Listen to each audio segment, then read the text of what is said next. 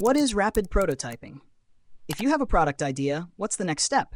The straightforward answer: make a prototype to test it out and maybe show it to stakeholders for investment. In the past, traditional prototyping was slow and costly. Every prototype meant long lead times, expensive tooling, and lots of waiting. But today, there's a better way: rapid prototyping.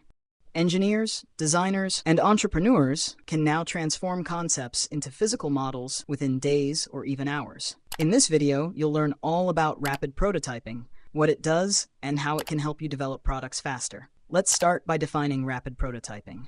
It is the process of quickly creating a physical model of a product using advanced manufacturing techniques. Instead of starting with large-scale tooling or manual fabrication, it begins with a 3D CAD model. Techniques like 3D printing, CNC machining, vacuum casting, and others are then used to produce a physical product based on that 3D model.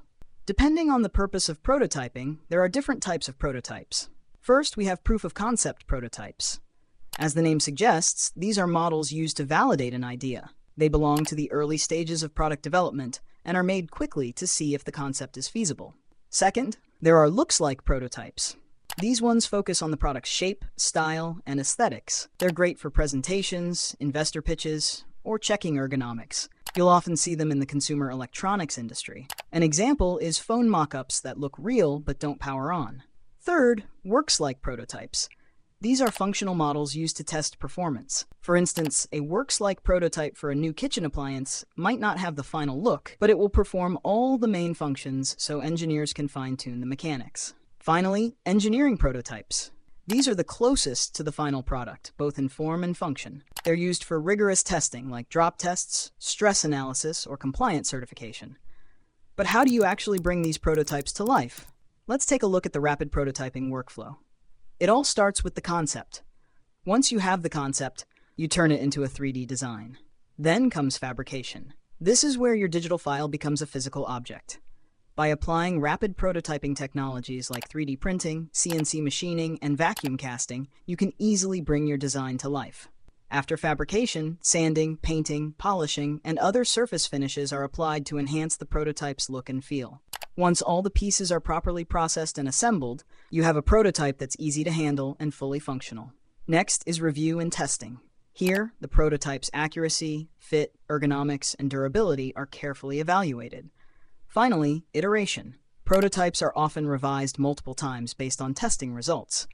Designers implement changes, remanufacture the parts, and with each iteration, the design moves closer to the final envisioned product. Next, let's explore the different technologies used in rapid prototyping. 3D printing, or additive manufacturing, creates parts layer by layer from digital data. It can produce complex structures that traditional machining simply can't achieve. It's perfect for concept models, prototypes, and even small production runs. CNC machining, a typical subtractive manufacturing method. It works by cutting a raw block of material into the desired shape. It's not as fast as 3D printing, but when you need a durable prototype that can handle real-life testing or mechanical stress, CNC is usually the way to go. Vacuum casting. It uses silicone molds to make a certain number of copies of a prototype, often out of materials that simulate production plastics. This method is used for the production of 10 to 100 prototypes that look and feel like the finished product. For instance, vacuum casting is commonly used by consumer electronics companies to make models for user testing before making expensive molds. What are the benefits of rapid prototyping in product development? First, it speeds up development cycles. Instead of waiting weeks for a single prototype, you can design and test multiple versions at the same time. This means faster learning, quicker problem solving, and the ability to respond to market opportunities ahead of the competition. It's also cost-effective for early testing. Traditional prototyping often requires special tooling or molds that can cost thousands of dollars before you even see your first part. Rapid prototyping eliminates that upfront investment, letting you test ideas without financial risk. Another major benefit is improved design validation. A CAD design may look perfect on a screen, but it can't tell you how the product feels in the hand, how well it assembles, or how it performs under real conditions. Rapid prototypes let you identify flaws, improve ergonomics, and make performance adjustments early on. And ultimately, all of this equates to time to market.